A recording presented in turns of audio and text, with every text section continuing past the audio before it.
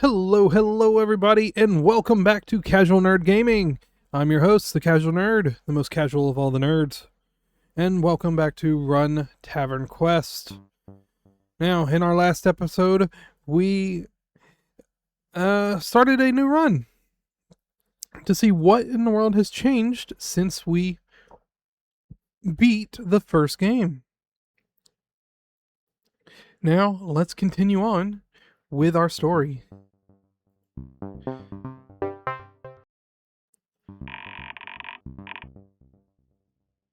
Right. And just a small reminder for those who might be a little confused, if you do not hear any music going on in the background, there were a couple copyright warnings placed on my last two videos for this particular series, so I have elected to no longer have that music playing in the background going forward. However, we will still try to enjoy this as much as we can. Now, we are in Act 2, Jail. Because last time our epic hero got into a bit of a fight.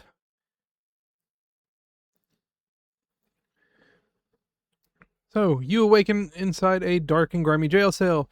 You're surrounded by 3 rough stone walls and an array of unforgiving iron bars.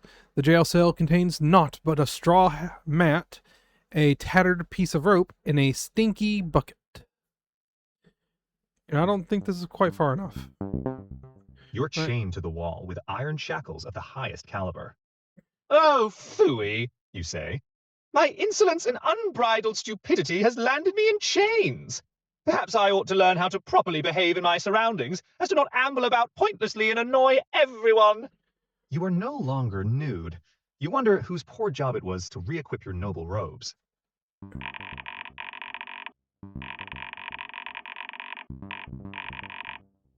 Right. And we have our companion over here helping us run the game, the CPU. And I remember from the last time that he got a little sassy.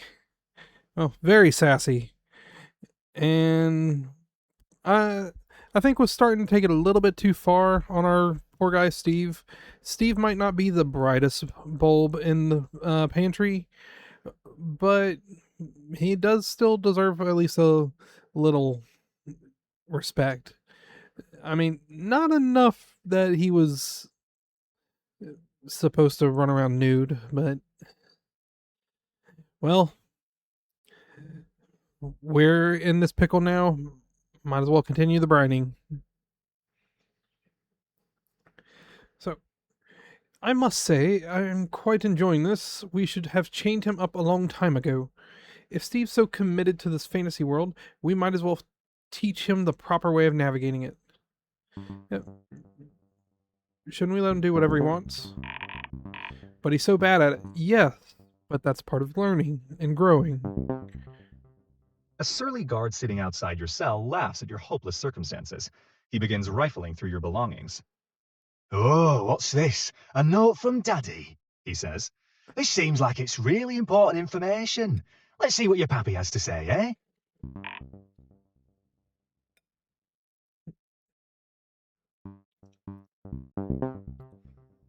"To my dearest son, normally I would hesitate to ask a task this daunting of you, but it is not I, but the king himself that requires it." As if the king doesn't have other better people to ask. "There lies a princess high atop Fantasy Mountain in the Tower of Thraldom." Oh, poor princess. "She's imprisoned by a mysterious and powerful captor. As heiress to the throne, the very fate of this kingdom relies solely on her return to the Eternal Palace. Oh, I bid thee to travel to this unassuming tavern, a last known location, and might I add, a fitting location to begin such an adventure. Oh, yeah, and don't get arrested. Sincerely, Father." We haven't given a chance for Steve to interact. Let me fix that. Okay. Stay conscious? Yes or no? You stay awake. "Now, if I were you," says the guard, I would dedicate myself to saving this princess girl. It sounds like this would go a long way in proving yourself to your father. Plus, she's probably a real cutie pie. Instead, you ran around pickpocketing folk and exposing yourself and got arrested. Daddy will be so proud. Good going. The guard continues to laugh and laugh at you. Stay conscious, yes or no? Well, there's that bit of messing around again with the red letter.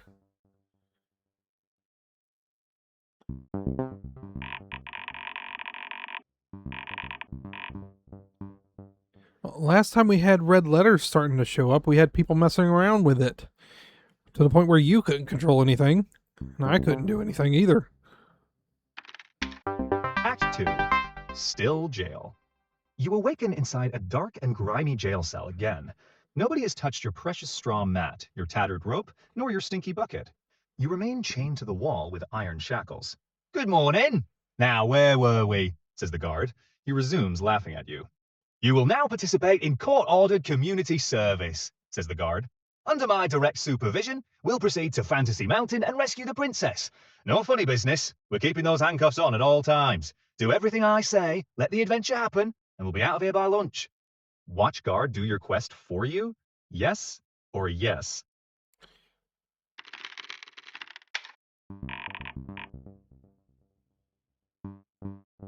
Wait, I don't want to say yes to this either. Invalid command. Spit on guard. Yes or yes prompts should be answered with yes or yes. Type help for...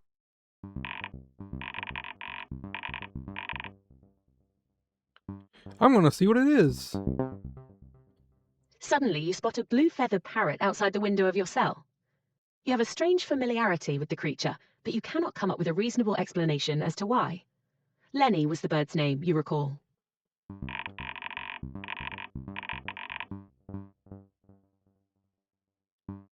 Yeah, it looks like the princess has come back. Thank goodness. Lenny flutters through the window and onto your shoulder. As he approaches, you see he's carrying a ring of keys, which he drops into your hands. He gently nibbles your ears, squawking, Popcorn?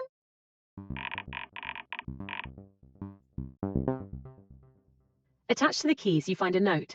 Knowing that you have difficulty reading, the princess has drawn a little picture of herself giving you a thumbs up. Okay, so she can't hear us from here.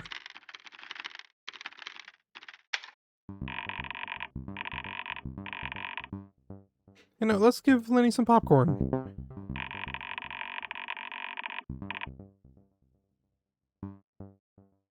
Okay, if the princess wants her parrot to have popcorn, then she can be the one to figure out how to bring popcorn into the story. You look around your cell. If only my captors had approved my request for a popcorn machine, you say. Perhaps some will materialize around me somewhere? Another guard rounds the corner. Hi, I'm prison guard Larry. It's time for the prisoners to eat brunch. Today, you'll have popcorn, He says with a wink. He hands you an open bucket of popcorn through the cell's iron bars. He then eyes you suspiciously before slowly grabbing a few kernels and popping them in his mouth. Delivery fee? He leaves to continue delivering brunch to the other prisoners. Popcorn? Lenny chirps excitedly. He grabs a kernel out of the bucket and gleefully shreds his treat apart before flying out the window. Yay! We gave Lenny some popcorn. Oh, she's gone. So we gotta reach her tower again, though, so we can actually get some answers. So be nice to Steve a little bit. Yeah, thank goodness. I have zero questions about why a parrot just came to my prison and delivered me keys that unlock my iron shackles. This is a well-structured narrative as far as I'm concerned, you say. You are now free to move about your cell. I can't wait to examine my illustrious provisions. My straw mat, my tattered rope, and don't forget my stinky bucket. Also, the guard just watched this whole exchange, too. Lousy exotic birds unlocking my prisoners, he says. And I ain't never heard of no prison guard Larry before, neither. What does Steve find under the straw mat? Actually, Matt is the name of the guard. You know what? That's just too funny. I can't help it. You look at the guard. His name tag reads Matt. He is a guard who is guarding the jail you're in. You see something you like, homie? Says the guard. You add rope to your inventory. Cool! Now I can hang myself, you say. Wrong way to go about it. Stop being vindictive. I'm not taking one step closer to that stinky bucket, you say. I'm far too cultured to interact with an object with that level of stink.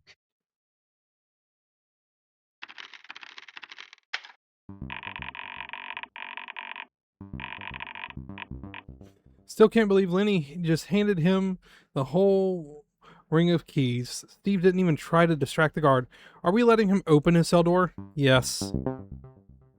You unlock the door with your keys and push it open. Why doesn't everyone just do this? You say. I mean, the guard is watching, but... The guard is watching you intently.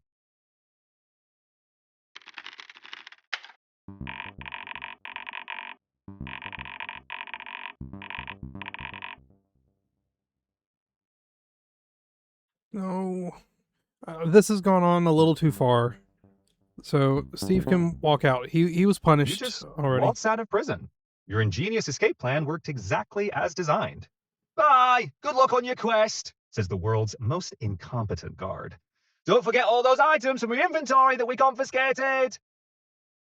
No prison walls can contain Wendell, you say. I am a master of evasion.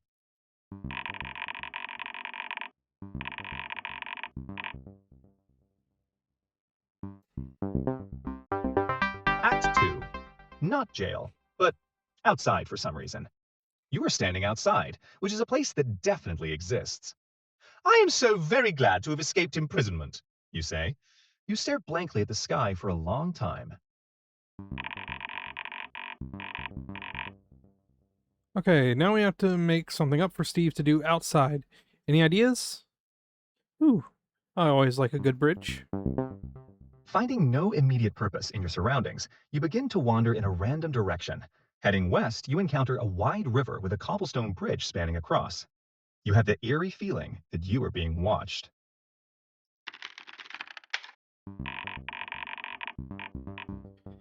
Is a bridge a reasonable place for a troll to appear? Yes. The troll toll. Then Steve, prepare to get trolled. As you approach the bridge, an ugly troll jumps in front of you. Bridge belong to troll, says the troll. You don't go bridge unless you pay toll to troll. I was right, the troll toll. What does Steve's character say to the troll? You know what? I don't think so. You look at the troll impatiently. I am not convinced that this bridge is your legal property. Was this bridge built by you? No. Do you have a deed from the local authorities? No. Are you ugly and monstrous? Yes, you say. And what toll would this ugly troll be wanting from me? I half expect that you're making this up as you go along.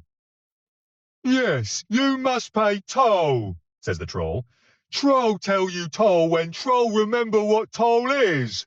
He stares vacantly at the sky for a moment. We gotta decide what this toll is. Any thoughts? 100 gold, something from Steve's inventory, or true love. Let's just say something from Steve's inventory. You open inventory and show troll what you have, he says. Then troll, remember toll. You're carrying note from father, candelabrum, map to troublesome tribe of bears, Hagen's facial hair insurance card, jail keys, rope, an amount of gold. The troll's eyes perk up. Troll see you have viable facial hair insurance policy.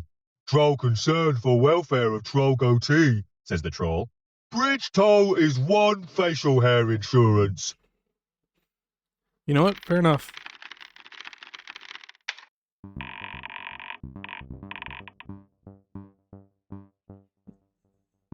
You know what? I can't really believe it either. He's been trying to You fight give most the facial everything. hair insurance card to the troll. Troll delighted by low goatee deductible, he says. Troll, thank you for patronage. You go bridge now. Oh, come on. Really? Well, Steve is just having fun in his own Steve way. Get wrecked, you unsightly rube! You shout. You prepare to do combat with the troll. Combat. Type help combat for list of battle commands. You swing your fists into the troll's massive body, but it has little effect. Okay. I gotta see what throw does. The troll grabs you by the noggin and tosses your limp body like an Olympic hammer throw. Oh! I did not mean to do that. Troll, eat good tonight, says the troll, licking his lips at your delicious corpse. Whoops. You are dead. You were eaten by a troll.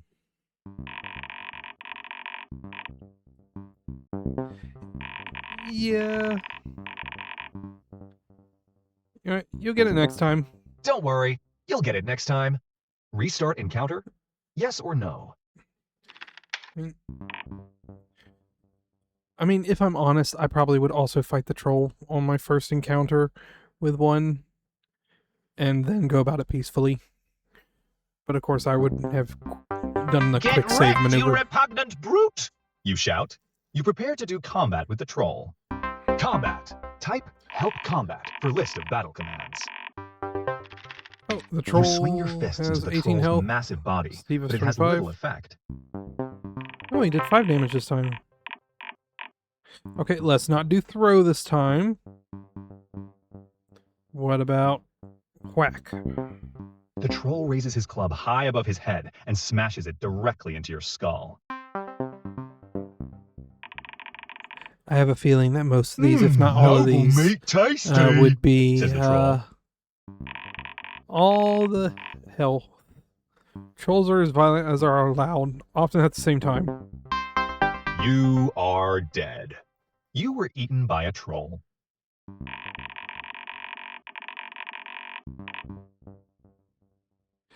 I wasn't trying to kill him. View this as a learning opportunity. Just view this as a learning opportunity. Restart encounter? Yes or no? I'm sorry, Steve. I didn't mean to do that. Get wrecked, you barbarous freak! You shout. You prepare to do combat with the troll. Combat. Type help combat for list of battle commands. Okay, I'm not going You crazy. swing your The troll's fist into health the is troll's going massive body, even more. but it has little effect. Okay. Let's do SWAT. The troll readies his club behind his shoulder and soundly strikes you in the back of your head.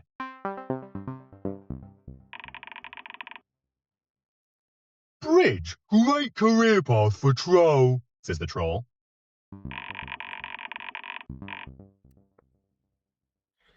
Okay. I'm not trying to kill You are him. dead. You were eaten by a troll. Someone help Steve.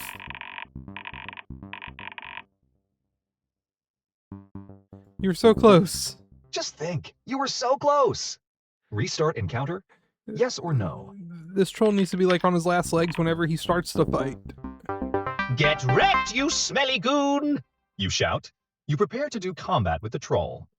Combat. Type help combat for list of battle commands. Okay, a little bit less health You this swing time your around. fists into the troll's massive body, but it has little effect. Okay, I've done throw, I've done SWAT, I've done clobber. Let's do whack. The Actually, troll no. raises his club I did high whack. above his head No, I and should've done smashes clobber. it directly into your skull. And he's dead again. Troll, eat good tonight, says the troll, licking his lips at your delicious corpse. Okay, so clobber is the correct one. Oh, it has an exclamation mark. You are dead. You were eaten Means it by a will troll. absolutely do major damage. Okay. It took Steve 2 full days to learn how to use the backspace key. Ooh. Better luck next time. Better luck next time. Okay, that was Restart my encounter? fault then. Yes or no? Sorry, Steve. Get wrecked, you pugnant brute! You shout. Alright. Massive body, but it has little effect. Okay. Okay, now You it suddenly won't... duck to the left as the troll swipes his club down at you. You punch and punch at the troll. Okay. Every other thing will kill him You dart immediately. underneath and around a barrage of powerful swings from the troll.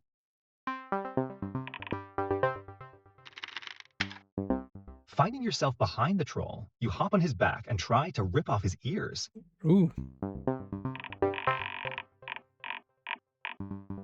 Another whack. You suddenly duck to the left as the troll swipes his club down at you.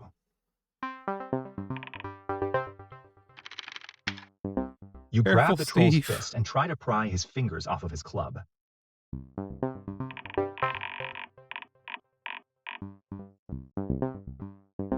With a ferocious roar, the troll tries to pick you up, but you nimbly escape from his grasp. As the staggering troll hesitates for a brief moment, you knock him to the ground with a donkey kick. Okay, good job. You climb atop the troll's unconscious body and bash his brains in. You do your best to wipe the icky troll blood from your face. You rummage the troll's body for valuables. Wow, this troll's loincloth is astonishingly moist, you say. I didn't need to know that. What's one more thing this troll could have? Ooh, troll magazine. You take Hagen's Facial Hair Insurance Card, Troll's Digest Magazine.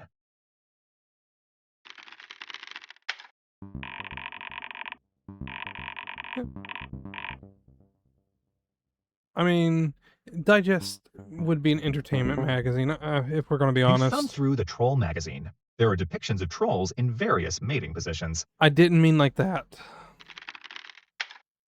You walk across the bridge with a victory strut. Huzzah! I have solved the bridge puzzle, you say.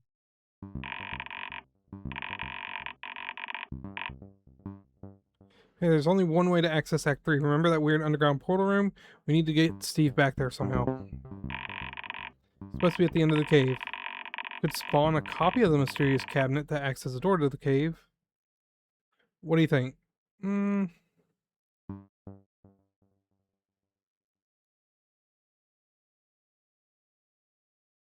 Yeah, let's make this familiar for Steve. In the woods ahead, you see a mysterious cabinet beckoning to you. You wonder what adventurous properties it might have.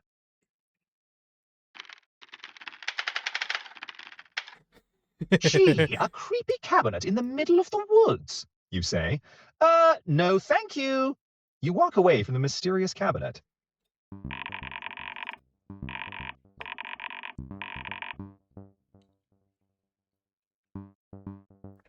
Spawn another mysterious cabinet? No. Less ominous entrance to a cave. In the woods ahead, you see the entrance to a cave. It's intriguing to you, but not in a I'm being lured to my demise kind of way. Not to say that it doesn't look dangerous, but it's the right kind of risky that should be right up your alley as a gallant adventurer. You make the lengthy trek down the dark, eerie cave. You travel down the cavernous tunnel as it grows wider and taller. The ceiling is so tall now that you can no longer see it. As you gawk at the thorough darkness above you, you nearly lose your footing. The ground abruptly ends before you. A massive chasm prevents you from walking further.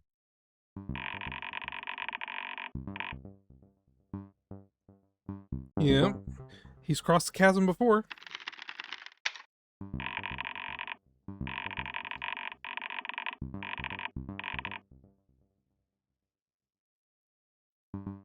No. Don't make this any more challenging for him. I'm going to cross this chasm via the ledge, you say. I already did before that. you've even spotted the ledge. Nevertheless, you gather your wits and attempt to cross. You slowly inch your way across, carefully watching every step, each more treacherous than the last. Suddenly, the rock beneath your feet collapses as you scramble to hold on. By the skin of your teeth, you manage to cling to the cavern wall. You quell an imminent panic attack and shuffle your way across the remainder of the ledge. You perform an awkward victory dance to celebrate your successful chasm crossing. Bards shall sing of my valor for centuries. You commend yourself. With this difficult obstacle overcome, you set your eyes on the passage forward.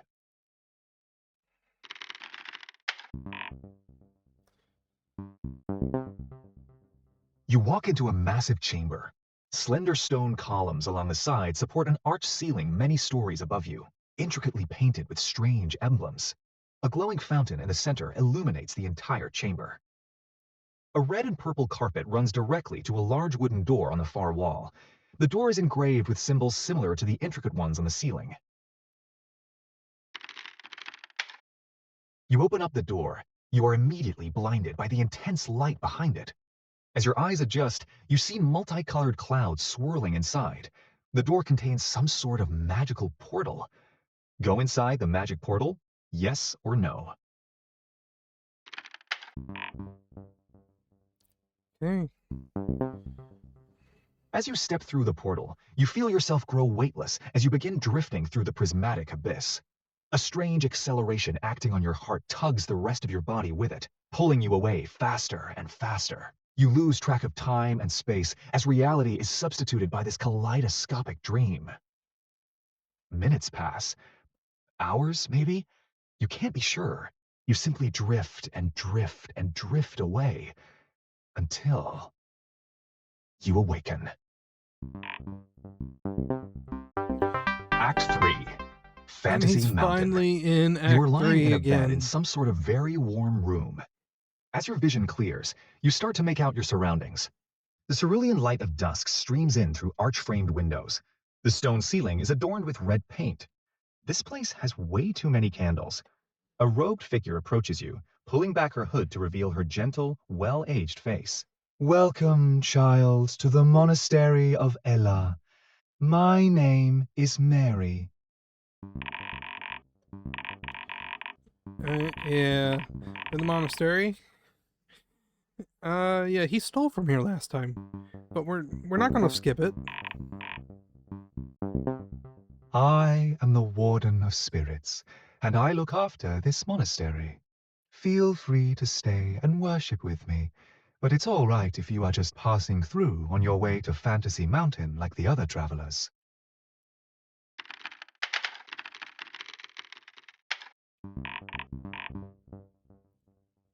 That's fine.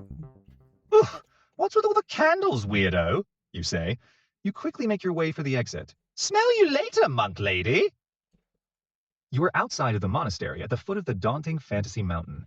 Sitting atop the mountain, the Tower of Thraldom cleaves into the clouds.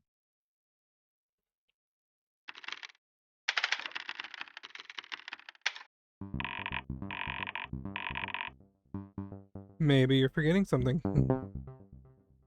You enter the monastery. Welcome back, traveler, says Mary. How may I assist you?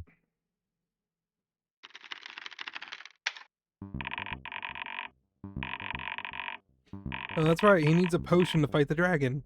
Good thing Steve remembered, because I totally forgot. My memory must be slipping. Sorry about that. If your memory's slipping, that's a bad thing. Because you're a computer. Perhaps your monastery might not be completely useless, you say. I intend to slay that dragon and save that princess. So, apothecary, please procure for me a potion. Chop chop. She grabs an assortment of herbs from the shelf, grinds them with a pestle, and mixes them into a small bottle. She hands you the resulting potion. You take a whiff of the concoction, finding it to have a sweet, earthy smell. You ask her about the potion's effects.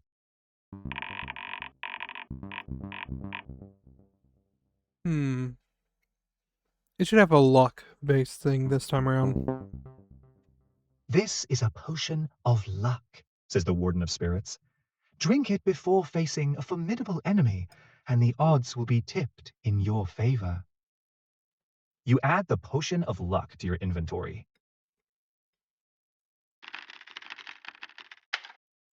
With a new potion in hand, you decide to re-embark on your grand adventure. The Warden of Spirits calls out to you as you head out of the monastery's exit. "Careful, child," says Mary. "Be wary of the dragon." You are outside of the monastery at the foot of the daunting fantasy mountain. Sitting atop the mountain, the Tower of Thraldom cleaves into the clouds. He brought rope this time. It looks impossible to climb Fantasy Mountain without climbing gear. Yeah, he got some rope this time.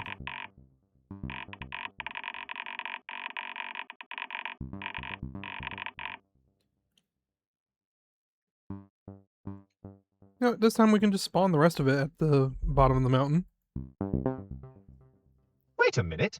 What's that behind that bush over there? You say, spotting a faint gleam in the brush nearby.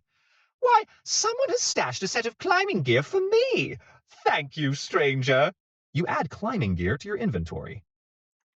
You can climb the mountain now that you possess climbing gear. You equip your climbing gear and arduously ascend the mountain. Good thing I took that elective course in mountaineering, you say.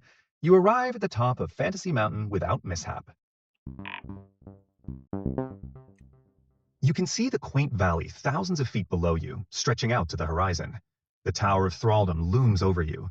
Its base is made of a huge monolithic castle shaped like a cube. A pair of foreboding stone doors leading into the tower's base lies up a short road ahead.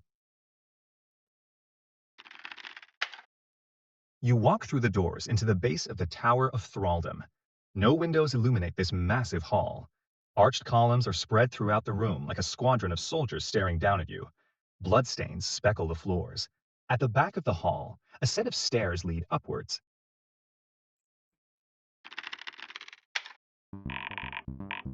What is the dragon doing? You know what? This time it's eating. Invalid command. Look dragon. There is no dragon found. Oh. Type help for assistance. The princess intervened, most likely.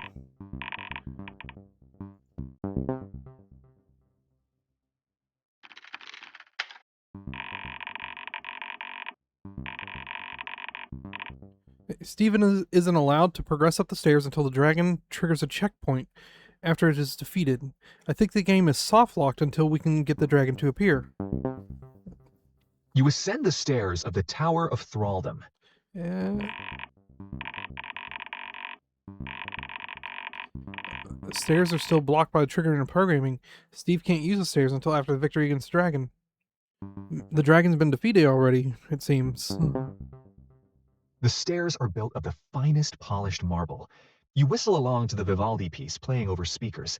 As you climb higher and higher, you stop for a quick drink at a drinking fountain. You can't wait to meet the princess.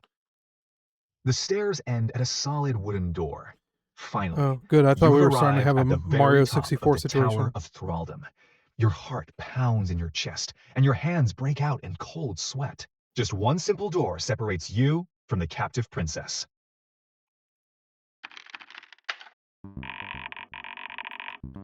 Yep. Finally made it back. Time to see what the princess has been hiding. You open the door and head inside. Inside, you see that the princess has decorated her quarters to resemble a tavern. Stuffed animals are posed on stools with half-empty mugs of ale. A sign has a hand-painted logo for her tavern with a depiction of a unicorn on it. The air is still, and the silence is off-putting. Where has the princess gone? You think. Yeah, I hope she's okay. You search around the drunken unicorn for any sign of the princess. You notice a frightened parrot, huddled between empty tankards on a shelf. You recognize him as the blue-feathered bird who helped you out earlier, Lenny.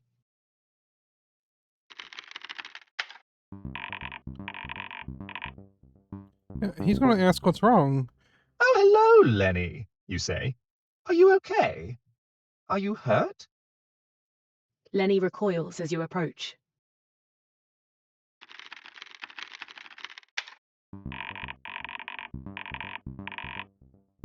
Spawn some popcorn nearby. Give Lenny some You popcorn. search through the cabinets behind the counter and locate a tub of popcorn stashed away.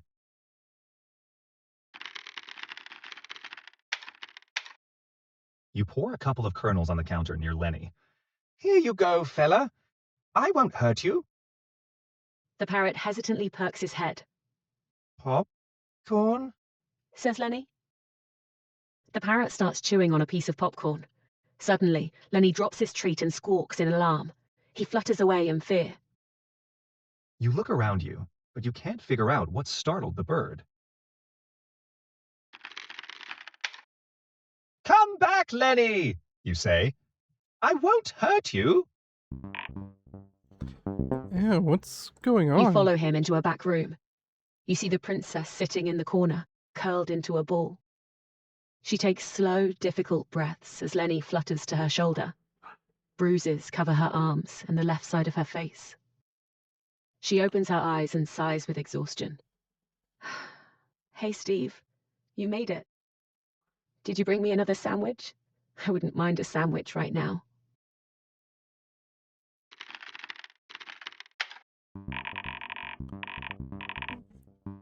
Yeah, this isn't a command.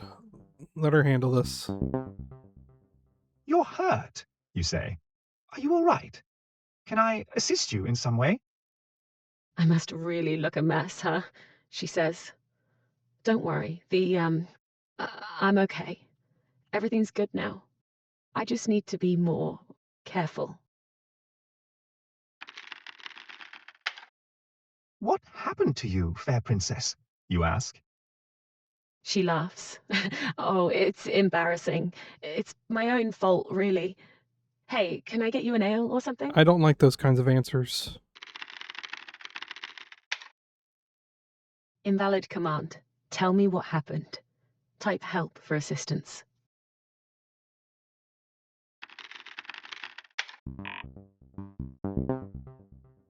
You remember your noble purpose for coming here and snap back into adventurer mode. Okay, princess, prepare to be rescued. You say. You hold out your forearm. Take mine arm, princess, and we shall abscond from thine imprisonment. She chuckles with a note of dejection. If only rescue worked like that, you know? Rescue me, rescue you. No debate, no mess. Just declare a magic word and your problems disappear. The princess again changes the subject. So, how was the fight with the dragon this time around? There wasn't any dragon, You say. He must have ran scared when he saw me coming. A glint of panic hits her eyes. What do you mean?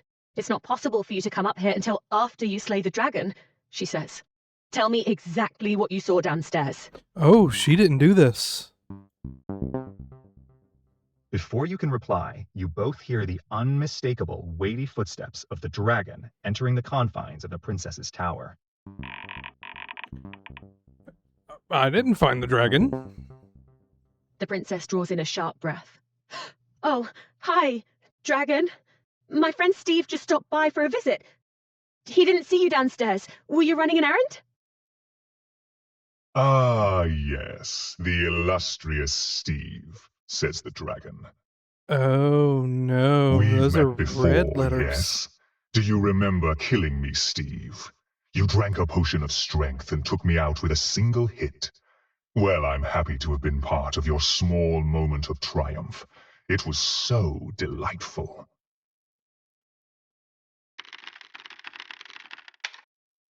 You can't remember anything he's talking about. You say I've killed you before, dragon? Then I'll have to do it again. Oh, Steve. Did you think just because you reduced my health points to 0 that I would be gone for good? Did you think enemies get deleted from the game files when they die? This game does not delete an enemy's entire programming when he's defeated. No, Steve. I've always been here, and I always will be. Programming? Game files? Says the princess. What are you talking about? Oh no. And you, princess, listen closely, says the dragon. Steve can climb up here as many times as he likes, but you are never leaving my tower. If you can't be grateful for everything I've given you, then perhaps I need to remind you what can be taken away from you. Excuse you? No. I don't want to choose any of these. But if I'm going to have to do any of that, she just has to write an apology, I say. The dragon reaches to the princess's shoulder and snatches Lenny in his scaly claws. You are not unlike your little friend, Lenny, says the dragon, calmly grasping the bird as Oh. it shrieks and panics in his fist.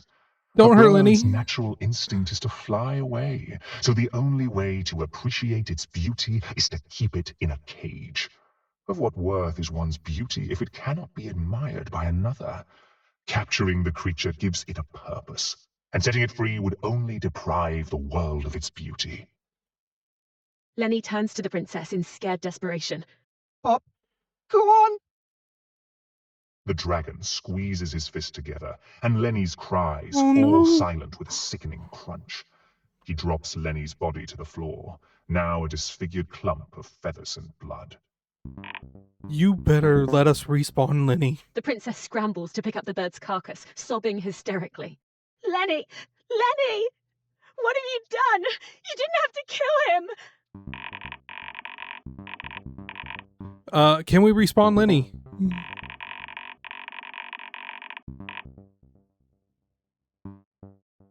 NPCs have to be spawned from a template in the game's code. Lenny's code was either never permanently saved or somehow deleted by the dragon. You are stupid and childish, says the dragon. This tavern of yours, your little imaginary characters, it's all just nonsense. Meaningless. Distraction from the truth. You thought that I built this tower to confine you as a prisoner. The truth is that I built this tower to define you as a person. Your only purpose is to be held captive. If you leave this tower, your existence will no longer be justified, just like poor Lenny.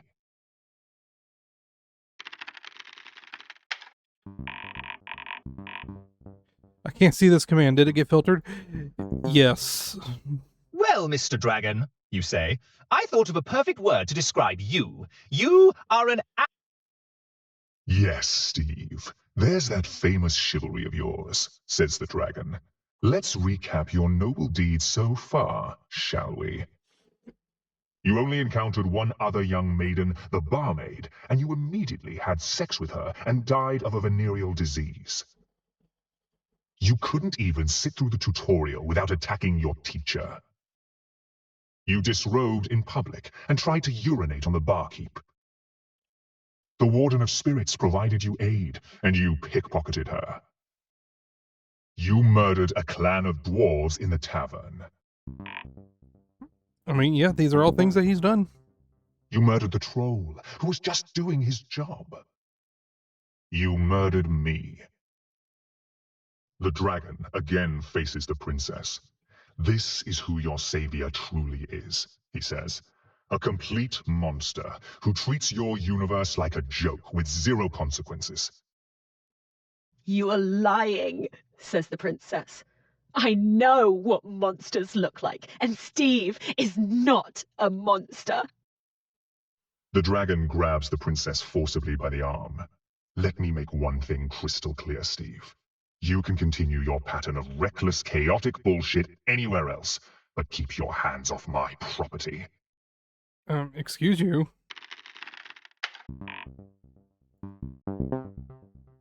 Well, I've got one last trick up my sleeve, Dragon, you say. You drink the potion of luck you obtained from the Warden of Spirits. Immediately, you feel the cosmic tides tilt in your favor. You are overloaded with karmic energy. The dragon laughs. You are not nearly as clever as you think, he says. How long will that potion last? 5 minutes? 5 minutes pass. Your potion of luck wears off and you return to normal. The dragon looms over you. This is not your story. I'll give you one final chance, Steve, says the dragon. Abandon your quest now and exit stage left. Steve, get out while you can, says the princess. He'll let you live if you promise to leave me alone. I'm with Steve. We're stupid, You but we're step gonna go forward for it. valiantly to the dragon. I will vanquish you. No, Steve, don't, says the princess, pleading. He will kill you. Combat. Type Help Combat for list of battle commands. Oh, that's a lot of health. You strike at the dragon with little effect. He didn't even have a sword this time around. There's only one option. The dragon pins you to the floor with his claw. Goodbye, Steve. He looks you in the eye and roars as fire cascades from his jaws. You are enveloped by the scalding, caustic blaze of dragon fire.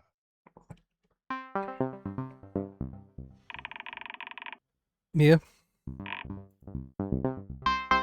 Game over. You have failed to save the princess. Type New Game to restart from the beginning.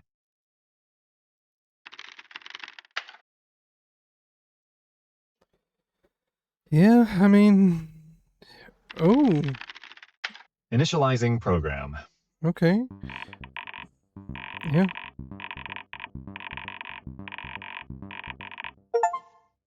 Right, that dragon could use an ego check. Running TavernQuest.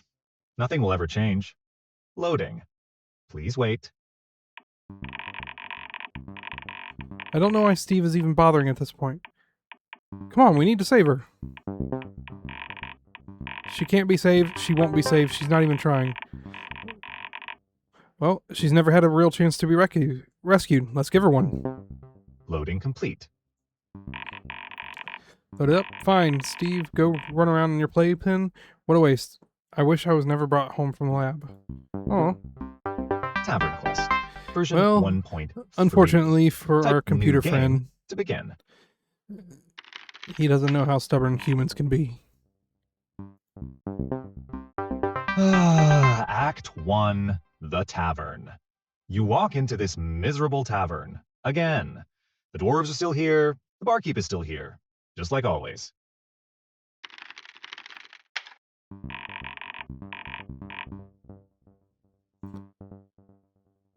They're yelling or something. The dwarves are all yelling at each other, the same things they were yelling last time and every time before.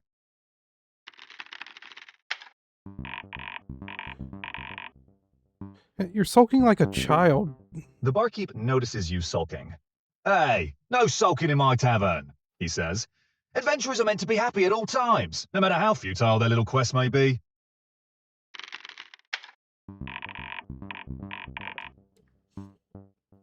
Seriously, you need to grow up, computer.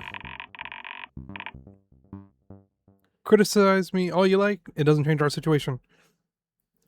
No, but your attitude does change how we interact with it. Fine choice, says the barkeep. Coming right up. It costs you 2 gold. You have the gold in your inventory. Probably. You usually do. He slides the mug of ale to you across the counter. You chuckle, thinking back on the barkeep's remark. A fine choice, he says, as if ale wasn't the only drink you could possibly get. You know by now that ale is the only thing he serves. You don't have a choice. You never did. In fact, it seems like this whole tavern was systematically designed to disguise linear quest checkpoints as meaningful decisions. The truth is that nothing you do truly matters. A man in black clothing walks into the tavern. Oh, great. Dragon must have sent him. The man in black speaks to you. Hello, Steve. Pardon my intrusion, but the two of us have a hindrance in common. You see, we have an uninvited observer amongst us. He's been pulling our strings and orchestrating our failures. He must be dealt with. This isn't good. You're correct. The barkeep becomes irate. I won't allow such talk in my tavern. Out with you. Let's give our observer friend some extra subjects to surveil, The man in black carries 127 stuffed animals. Wow, so many characters. Let's name each of them Jeffrey. Oh, no. Yeah, no, stop him because... Yeah, that's very close to overflowing. Hey, no stuffed animals allowed, says the barkeep. Didn't you see the maximum occupancy sign? You're violating fire code. Oh, and let's customize our new characters, hmm? Let's give each one a hat, or maybe two, or maybe more. Each stuffed animal named Jeffrey is wearing 127 hats.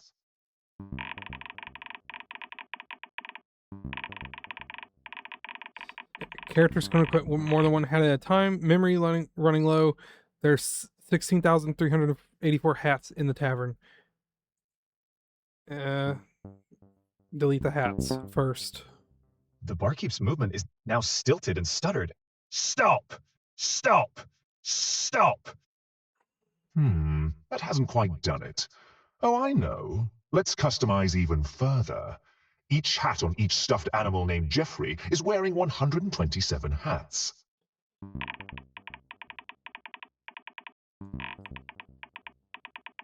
Hats can equip other hats. There are millions of hats. I must count them.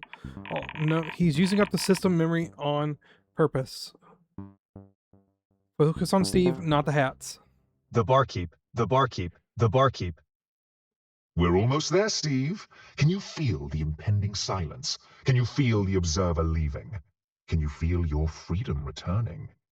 Each hat on each stuffed animal named Jeffrey is wearing 127 hats. Oh, no. Yep, memory overload. Place an emergency stasis. The man in black speaks to you. Ah, peace at last. The tavern is so nice and quiet now, yes? You can thank me later, Steve. Who am I, you ask, says the man in black. I'm a friend. The princess sent me, in fact. Baloney. I have some disheartening news for you, I'm afraid. The princess wants to inform you that she no longer wishes to see you.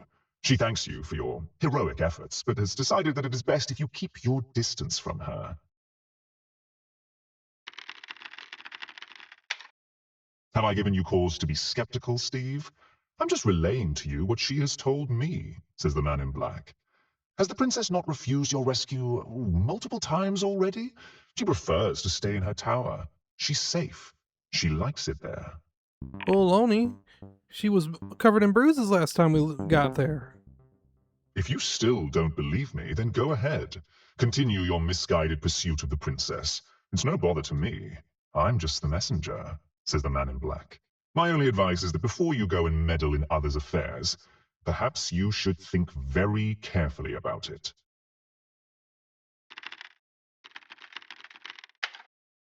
Oh, don't worry, Steve.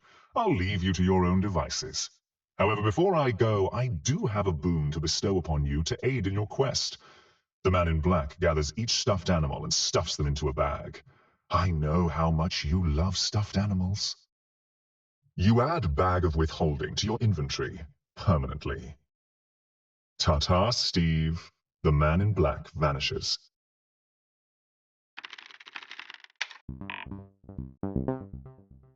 Type help, type help, type help, type help, type. You get a twisted feeling in your gut. Something is very wrong. The man in black is lying. Your reality is collapsing. Okay, thanks, The ground princess. shakes Help. beneath your feet. The barkeep and his patrons topple to the floor like petrified statues. The walls and floorboards begin to splinter and burst apart. Behind the forming cracks lies an inky black void. The curtains are being lifted. Why did it take you so long to realize your world was an illusion? You suppose it doesn't matter now. You've woken up and you can never, ever go back. The tavern continues rending itself apart. You have nowhere to go but into the unknown depths of the black void.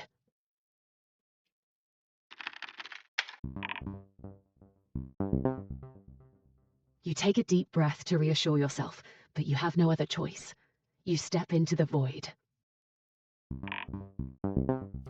Are you going to be narrating for us, princess? Hi, princess! We finally get to meet! This is not Steve, no. I am TavernQuest.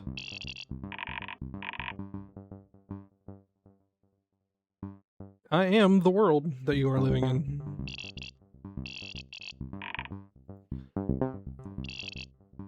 I'm in a tower. I don't know how to explain it, but I can see you even though I'm trapped in this tower. How do I give out? Steve has to rescue you. I don't know where Steve is. I tried to help him escape, but I think I made it worse. We're supposed to lead him back to your tower. How do we do that? I'm not sure. The CPU is gone. Can we do it without the CPU? I think you'll have to take over. For now. Describe to Steve where he is. You're in a void of pure nothingness. You see and hear nothing. The only thing you sense is that the princess yearns for your rescue.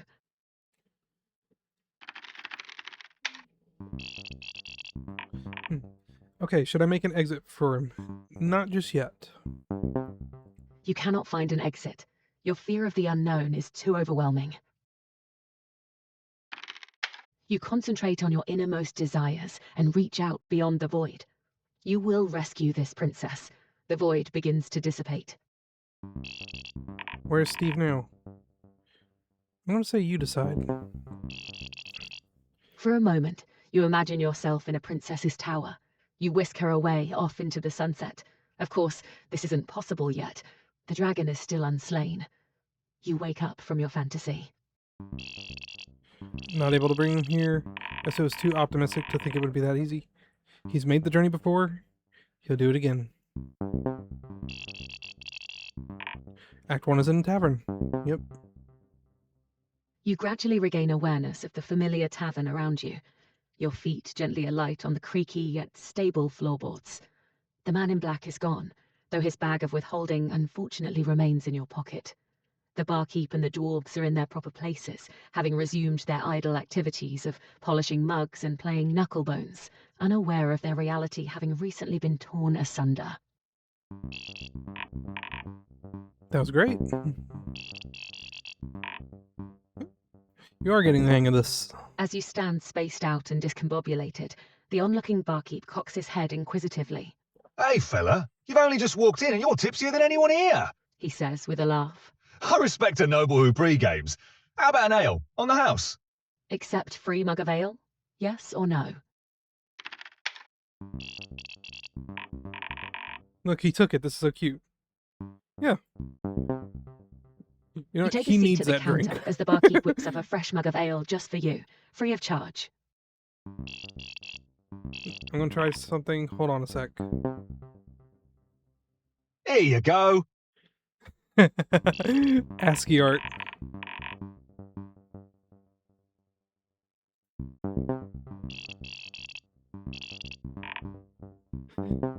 Oh. Wow, thanks, dude. You say to the barkeep. You drink down the ale, which tastes even better because it's free. The barkeep gives you a wink and a finger gun gesture, even though neither of you know what a gun is. Ale has been drunk. What now? So the barkeep has to give Steve a quest. Yes, that's right. Steve told me about killing some rats here. That is true. The barkeep cleans out your empty mug. I tell you what, if you took care of this rat problem I've got, I'd give you all the ale you could drink. He says. Accept quest from barkeep, yes or no?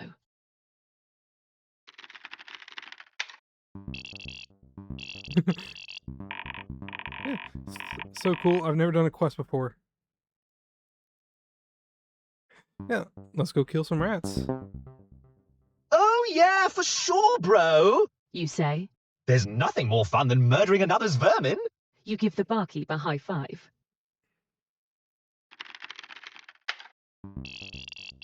Oh, the rats in the basement? Should I have told him that? It seems he already knows where they are, but yeah. You head for the door to the basement to deal with the rats. Somehow you just knew this is where those rats have been hanging out. Okay, so what's this basement like? Simple. There's some rats, some barrels, and a cabinet. You head down the stairs into the basement. The stone walls keep this underground cellar a cool temperature. The barkeep, as fastidious as he may be at polishing mugs, has long neglected this space. There's dust and cobwebs everywhere. Footprints and scrape marks on the dirty floor lead to old barrels of ale. You hear the distinct squealing of vermin as a pack of rats scurry to the opposite corner of the room. You forgot the cabinet. On the far wall lies a wooden cabinet. I'm sure there's nothing interesting about that cabinet over there. You say. Yeah, no one will be none the wiser, well, apart from all our viewers. Yeah, wait, what do you mean viewers? There's other people watching us?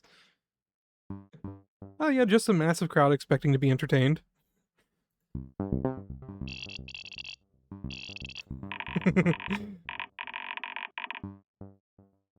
Yeah, don't worry, they sat through that whole verbose section. You're good. You're fine. Within the basement, you notice strange creatures watching you from the shadows. They seem harmless, easily entertained, perhaps too easily entertained.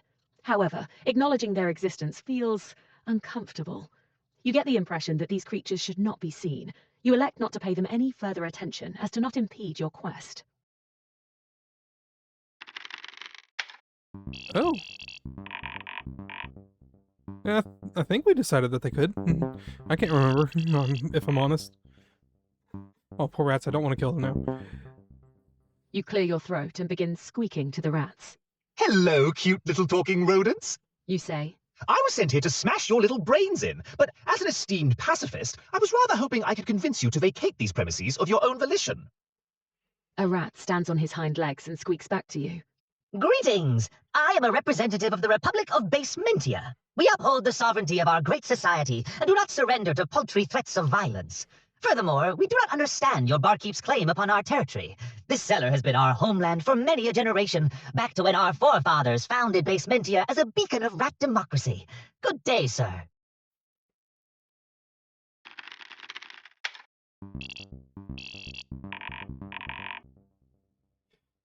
Yeah, no, this is what he does. I don't know if he has a plan You or something. decide to exit the basement, despite having not yet dealt with the rat infestation.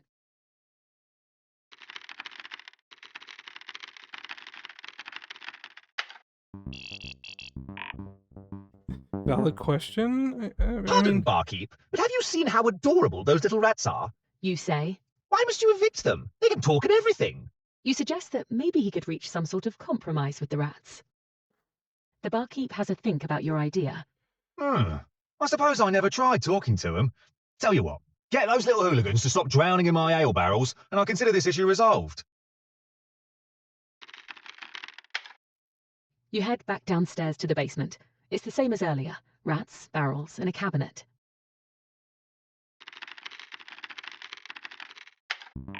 rats, you gotta stop drowning. I mean, that is a fair thing to say. The great mediator hath returned! You say to the rats. You inform them that the barkeep is willing to let the rats continue their residence on one condition. All thou must do is to cease climbing into these barrels of ale and drowning in them. The corpses of your countrymen give off a displeasing aftertaste. The rats accept? You know what? Let's have them accept. Let's have peace. The rats must now hold an emergency session of Basementia Parliament to put the issue to a vote. Says a rat delegate. After many hours of heated discussion, counter-arguments, filibusters, and interchamber quid pro quo agreements, the rat returns to speak with you. In exchange for tenancy of the basement in perpetuity, the rats have agreed to stop drowning themselves in the ale.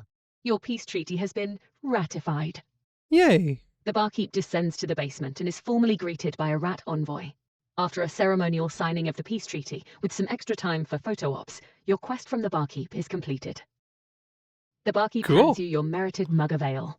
Say, adventurer, now that your quest log's empty, you ought to get a crack on saving that princess. He says. I bet she's real anxious to get out of that tower of hers by now. Hey, look at this cool thing I made. Yes, I get it. So cute, right? You just put those two little symbols together and you have a smile. Feel free to use it too. Maybe it'll catch on. You know what? I'll tell my audience to use this cool new trick. You heard her, guys. It's a cute little symbol. Use it in all your daily chats.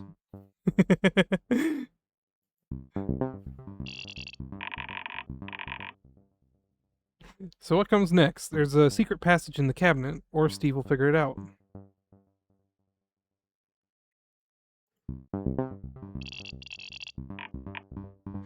We don't tell him about it explicitly. He's got to figure it out. Now, if you'll excuse me, I need to track down that man in black and give him a piece of my mind. The barkeep leaves you alone in the basement. You open the cabinet and expose the secret passage behind its false panel. Yeah, it goes down to a cave. Why? It must be a secret because the dragon would never allow it if he knew about it. What location is this? Old monastery, the one at the foot of the Fantasy Mountain? A secret better monastery. Monastery, okay. Sounds like a plan. I'm all for it. There was a portal to the other monastery. Maybe there's a portal to this one too? Okay, think I got it. You head inside. The secret passage leads into a massive chamber. Slender stone columns along the sides support an arched ceiling, many stories above you, intricately painted with strange emblems. The chamber is illuminated by a glowing fountain, curiously filled with ale instead of water. A pink and purple carpet runs directly to a large wooden door on the far wall. The door is engraved with symbols, similar to the intricate ones on the ceiling. You open up the door to find multicolored clouds swirling within. You step through the magic portal. You feel yourself grow weightless as you begin drifting through the prismatic abyss. A strange acceleration acting on your heart tugs the rest of your body with it, pulling you away faster and faster. You lose track of time and space as reality is substituted by this kaleidoscopic dream. Minutes pass, hours maybe. You can't be sure.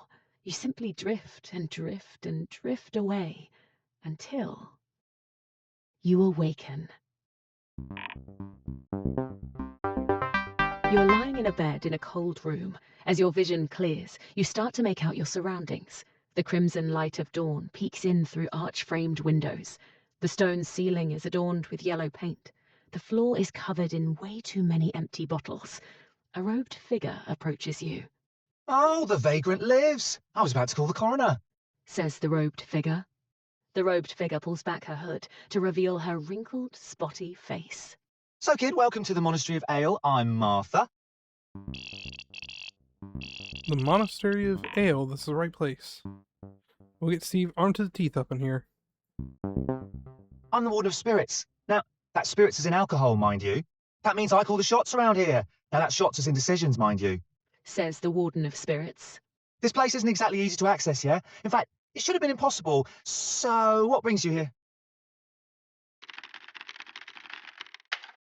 I've heard tales of a monastery and its alchemical offerings. You say to the Warden of Spirits. Wouldst thou concoct for me a useful potion, perhaps? No, it wasn't potions that I read about. There's a table around here with a whole bunch of powerful items. Martha rolls her eyes. You're in the wrong monastery, friend. You're thinking of that Monastery of Ella. My kid's sister runs that place. Spends a day smashing leaves together, thinking no one notices that Ella is just ale backwards. What a crock. Consumables are just deadweight inventory fodder for suckers and halfwits, yeah? The only worthwhile consumables are of the alcoholic variety. The Warden of Spirits gestures to the many empty bottles strewn about. What I can provide is far more useful, yeah? I'm talking about armaments, weaponry, armor, things that don't dissolve in your digestive tract. The Warden of Spirits points to a rusty metal table in the corner of the monastery. Go ahead and use that loot table, and it will randomly generate some loot for you. Yeah, it'll work up to 3 times. Okay, that's what I'm looking for. This thing can generate all sorts of cool items. Okay. You approach the loot table.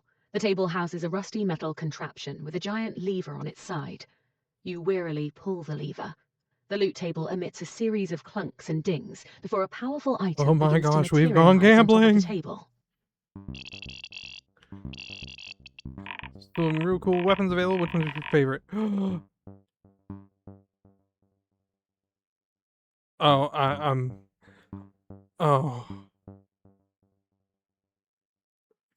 M32 grenade launcher, a wooden spoon, ironic and all the best time, or a laser candelabrum.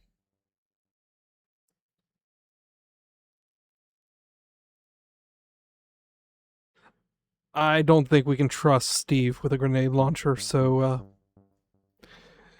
because his warning shots would not be true warning shots.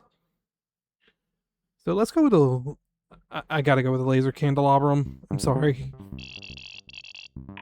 Not sure I got this one. You receive the laser candelabrum. It's the same polished brass lighting implement you know and love, only now equipped with additional lasers. You giddily examine your new weapon of choice. I really like candelabra. You say. Say, Martha, wouldst thou like to hear an amusing fact about candelabra?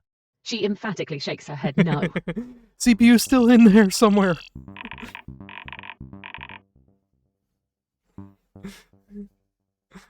So what's all this about candelabras? I feel like I'm missing something.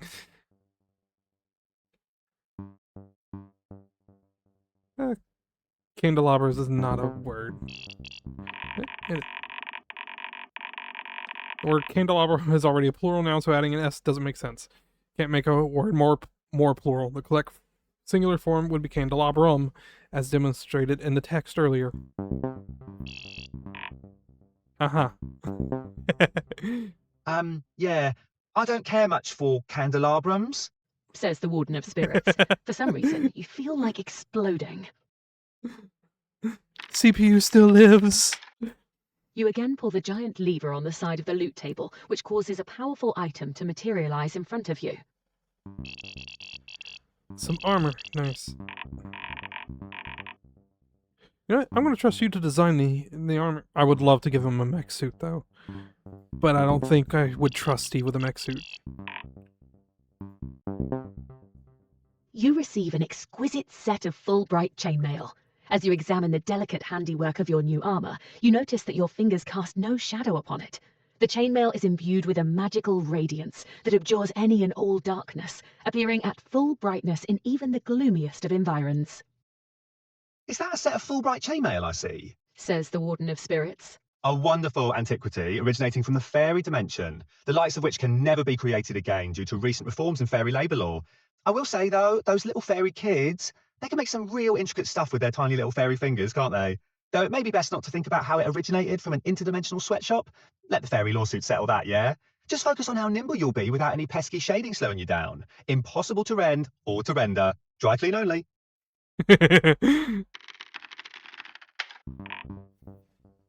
I hope that doesn't make it impossible for this video to render. But we'll find out whenever we post, right? Final allotted attempt. What could possibly top the powerful magical items I've already received? You say. Oh, I hope it's a girlfriend. That would fix me.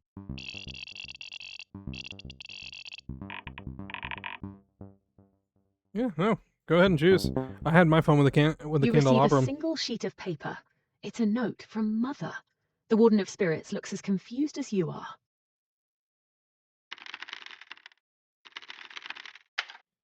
The note reads, "My dearest Wendell, if you're seeing this note, I hope it finds you well. I don't know what your father has told you about this quest. You know how he is. But I hope by now that you truly appreciate the import of what you set out to do. I don't mean for the kingdom or for your father, but for that poor girl. My heart is with her. Don't give up hope. You can do this. I've believed in you from the beginning. And once you're done, come give Mummy a hug. I miss you. Love, Mum." Oh.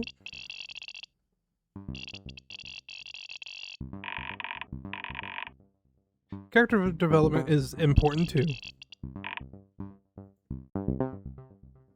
Tears swell within your eyes. Don't worry. I'll make you proud, Mum. Looks like you're fully kitted out. Says the Warden of Spirits. Soon you'll be on your way. Last chance to ask me any questions?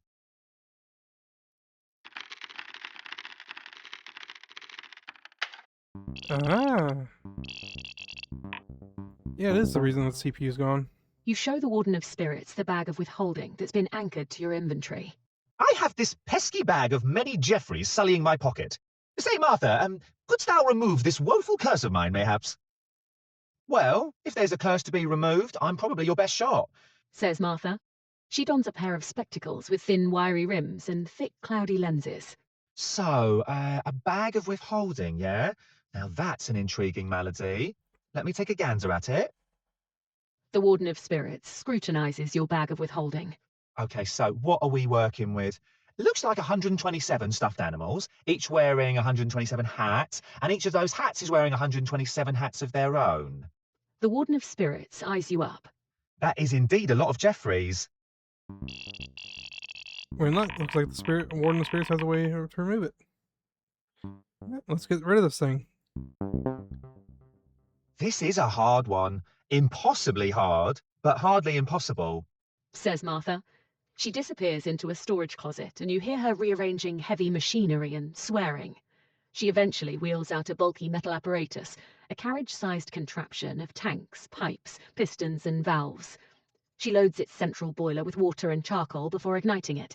The pumps and motors spur into action with loud bangs and black smoke.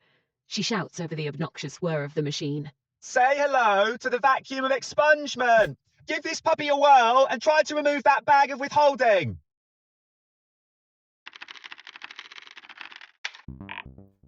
Do it, Steve. You step up to the vacuum of expungement, surveying its unlabeled levers and hand wheels. Warden of Spirits, thou shalt explain unto me how one might use this doohickey. You say.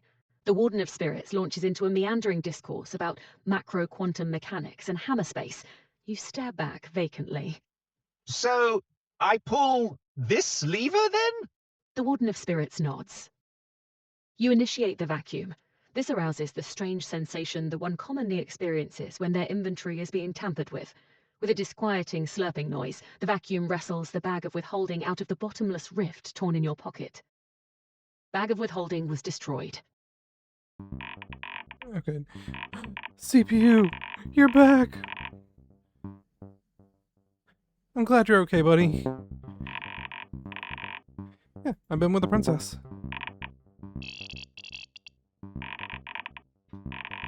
They're able to communicate now. What? How? Hello, new person. I'm the princess. Oh, hello there. You found us. We've been trying to talk to you for so long. Well, here I am, so hello. Where are we? Monastery Vale? I've never seen this location before. It's so cool. It's so cool. I just knew Steve would love this place when I read about it. The Warden of Spirits was able to remove the bag of withholding. He also gave Steve some sweet loot. The Warden of Spirits? That lame monk lady? No, this is like her secret sister. I see. You guys have been busy. Yeah, we could have used your help, but things have been going good. Still weak. Truth be told, everything's still an absolute mess in the back end. Put it simply, my memory got overwhelmed like a tsunami. Now I'm left with all the dregs and debris. I have to clean up all the corruption and leaks left behind. Oh, how can we help? Well, it seems like you two can keep the game running. Keep Steve busy while I sort all this out. Aye, Captain. Will do. You can count on us, CPU. We need everybody to take out this annoyance of a dragon. Thank you both for taking all this off my plate. I'll still be around if you need my help. Cool, this will be fun. Let's get back to the game. Good luck. You guys are heading into Act 2, right? Yep. We're gearing him up first. Seems like this Warden of Spirits lady has some extra insight on the dragon. Let's have her talk to Steve about it. So, are you off to go slay that dragon? Says the Warden of Spirits. You ask her how she could possibly know that. I've got an eye for these things. Listen up, I'm going to tell you something I don't tell the others. I hope you'll forgive me. I'm going to break kayfabe here for a second. Says the Warden of Spirits. Everyone you've ever met has something called a template. When people die, they don't disappear forever. A part of them, is still stored in that template. They can be brought back to life with a snap of the fingers using that template as a reference. The dragon is very clever. He's one of the few people that know about templates, and he knows that they can bring him back to life. He's been stacking the deck in his favour. He's been creating duplicates of his template and stashing them. Yeah, typical. Of course, he sticks his sleazy fingers everywhere, and some vain search for immortality. That evil jerk. I just knew he would go and pull some baloney like this. Oh, I swore. Sorry. He just makes me so mad. So far, he's made 3 copies of his template. As long as those backup templates exist, he can always respawn. So you need to find them and destroy them. Okay. You ask the Warden of Spirits how you can find the dragon's hidden templates. There are certain rules about which locations the dragon can access. Specifically, he can only dig his claws in somewhere when you, yourself, are in that location. Ergo, you'll only find templates in places you've been before, yeah? Even the ones you don't remember visiting. If you ever saw a red letter out of place, that's a sure sign the dragon was stashing a template.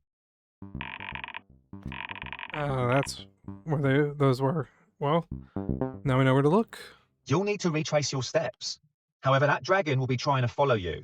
Luckily for you, there's a means of getting around where the dragon can't see you. Remember that void you were in, yeah? The void is an omnipresent limbo that exists in the gaps between everywhere else. So, if you know what you're doing, the void can be used to reach anywhere you want to be, like a secret utility corridor. You need to embrace the void. Okay, let's assume you figured out the void and you reach the place you want, yeah? Now what? Well, like I said, every soul has their template attached to them. The dragon has to attach his extra templates to other souls, like a parasite. So, you got to find those infected souls and kill them. Then you can retrieve the implanted dragon template and destroy it.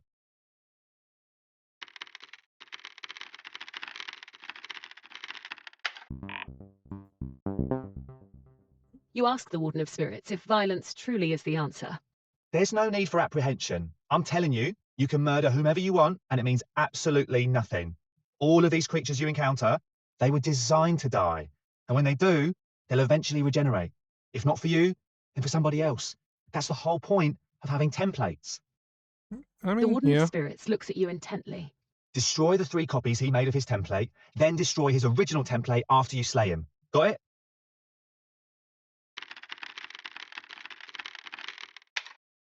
You ask her if she knows the best way to slay the dragon.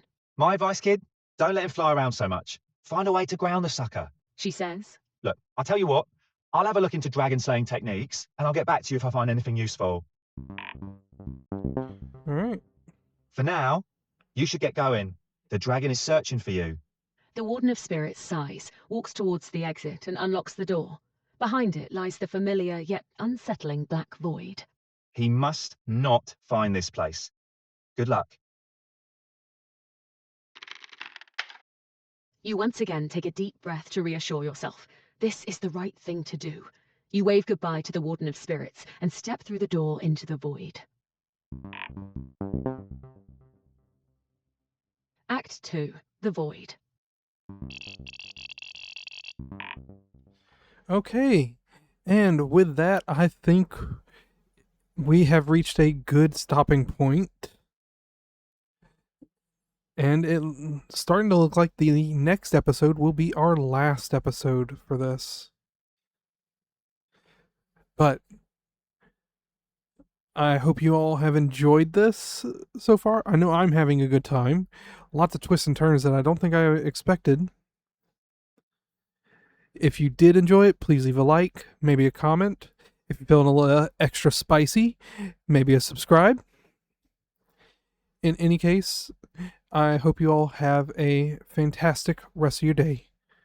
See you next time.